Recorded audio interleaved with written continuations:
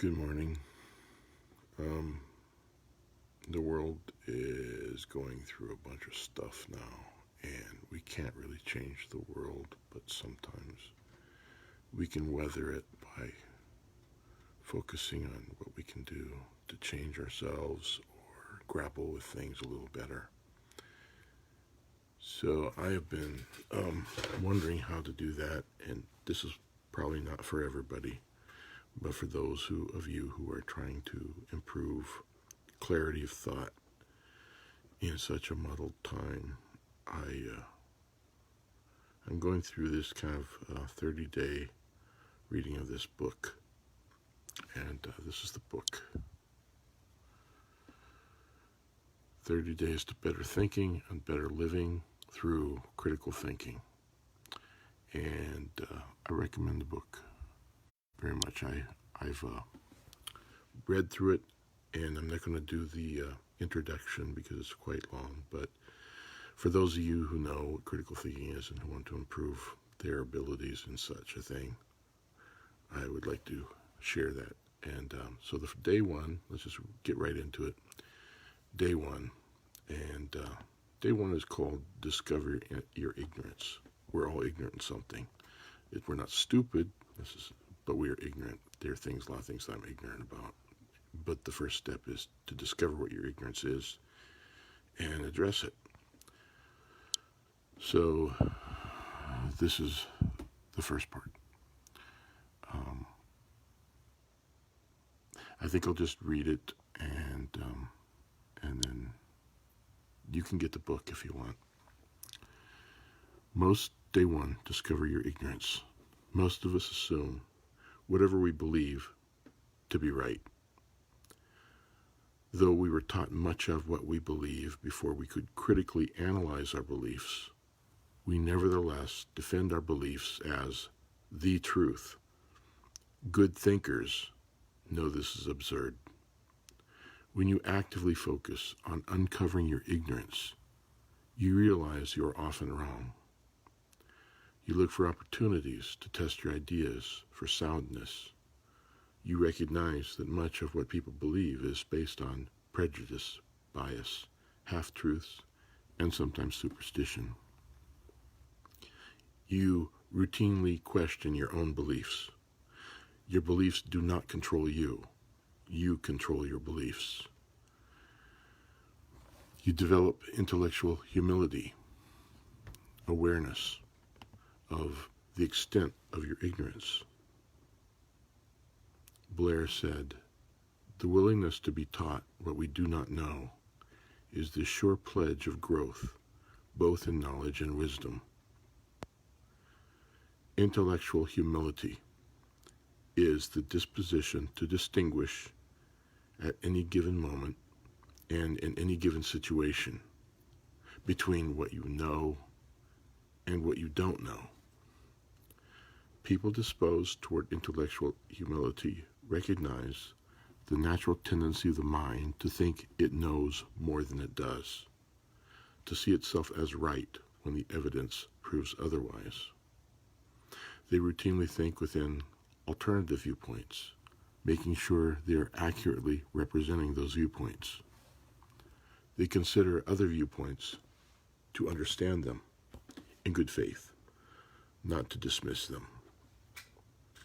Socrates, an early Greek philosopher and teacher who lived about 470 to 399 BC, was a living model of intellectual humility. Consider this. Socrates philosophized by joining in a discussion with another person who thought he knew what justice, courage, or the like was. Under Socrates' questioning, it became clear that neither of the two knew, and they cooperated in a new effort. Socrates making interrogatory suggestions that were accepted or rejected by his friend. They failed to solve the problem, but now conscious of their lack of knowledge, agreed to continue the search whenever possible. Profoundly sensible of the inconsistencies of his own thoughts and words and actions, and shrewdly suspecting that the like inconsistencies were to be found in other men, he was careful always to place himself upon the standpoint of ignorance, and to invite others to join him there, in order that, proving all things, he and they might hold fast to that which is good. People with a high degree of intellectual humility, and they are rare, understand that there is far more that they will never know than that they will ever know. They continually seek to learn more, to develop their intellectual abilities, and to expand their knowledge base, always with the healthy awareness of the limits of their knowledge. Be on the lookout for intellectual arrogance today, the tendency to confidently assert as true what you do not in fact know to be true. Try to discover the limitations and biases of your sources of information. Question those who speak with authority. Question the information they use in their arguments, the information they ignore, the information they distort. Question what you read and see in the media. Notice the confidence with which the news is asserted. Question the sources that produce the news.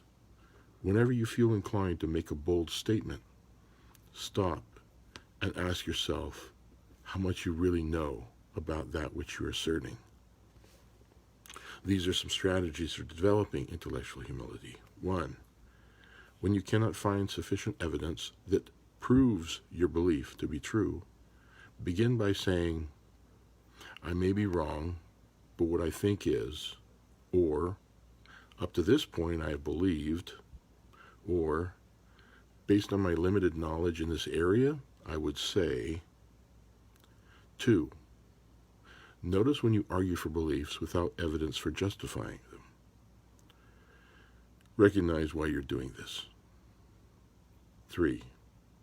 Actively question beliefs that seem obviously true to you, especially deeply held beliefs such as religious, cultural, or political beliefs. 4. Find alternative sources of information that represent viewpoints you have never considered. 5. Don't be afraid to explore new beliefs, and hence be open to new insights. 6. Make a list of everything you absolutely know about someone you think you know well. Then make a list of things that are true about that person, but you cannot be absolutely sure about. Then make a list of things you do not know about that person. Then if you trust the person, show him or that list to see how accurate you are. What insights emerge for you after you get feedback on such lists? Questions you might ask to identify weaknesses in your thinking. What do I truly know about myself, about this or that situation, about another person, about my nation, about what is going on in the world? To what extent do my prejudices or biases influence my thinking? To what extent have I been indoctrinated into beliefs that might be false? How do the beliefs I have accepted uncritically keep me from seeing things as they are? Do I ever think outside the box of my culture, my nation, my religion, and so on? How knowledgeable am I about alternative belief systems? How have my beliefs been shaped by the time period in which I was born, by the place in which I was raised, by my parents' beliefs, by my spouse's beliefs, by my religion, my culture, my politics, and so on? So that's day one. Day one of trying to stretch our minds in this very confusing time to try to understand better how to grapple with the stuff that's thrown at us. So I'm finished for today. If I'm here on this earth and everything, I'll be here tomorrow too with day 2. But again, I am reading from this book, 30 Days to Better Thinking and Better Living Through Critical Thinking. And hopefully it will be of use to you. I'll talk to you later. Have a good day.